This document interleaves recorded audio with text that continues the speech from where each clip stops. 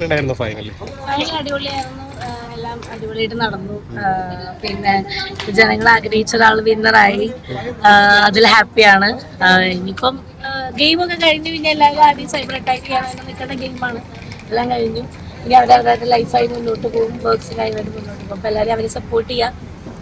ഈ ജാസ്മിൻ ജയിക്കുമെന്ന് വിചാരിച്ചത്, ജാസ്മിന് 3ാം സ്ഥാനം ലഭിക്കുമെന്ന് വിചാരിച്ചത്. അല്ല, നമുക്കൊന്നും പ്രെഡിക്റ്റ് ചെയ്യാൻ പറ്റിയിട്ടില്ലല്ലോ. നമുക്കൊരു ടോപ്പ് 5 വരുമ്പോൾ നമുക്ക് ആര് വരുന്നൊക്കെയുള്ള കൺഫ്യൂഷൻ ആയിരുന്നു അതിനകത്ത്. പിന്നെ വോട്ടിംഗ് ആണ്. ഇപ്പം നമ്മൾ ആർക്ക് വോട്ട് ചെയ്താലും ജനങ്ങളൊരു കൂട്ടം ജനങ്ങൾ ആർക്ക് വോട്ട് ചെയ്യുന്നു അവർ ജയിക്കും. അതാണ് നമുക്ക് പ്രെഡിക്റ്റ് ചെയ്യാൻ പറ്റില്ല ആര് ജയിക്കും എന്നാണ്.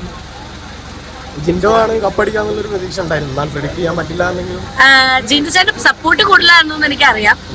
ബട്ട് സ്റ്റിൽ കൂട്ടത്തിൽ അർജുനും ജാസ്മിനും സപ്പോർട്ട് ഉണ്ടായിരുന്നു. ലൈക്ക് ആ ഒരു ഇതിൽ തന്നെ അവസാന നിമിഷങ്ങൾ ഭയങ്കര സപ്പോർട്ടിങ് വരുന്നത്. അപ്പോഴാണ് നമുക്ക് കൺഫ്യൂഷൻ വന്നത് ഇനിയിപ്പോൾ ഇതിലെന്തെങ്കിലും ഒരു മാറ്റം വരുമെന്നുള്ളത്.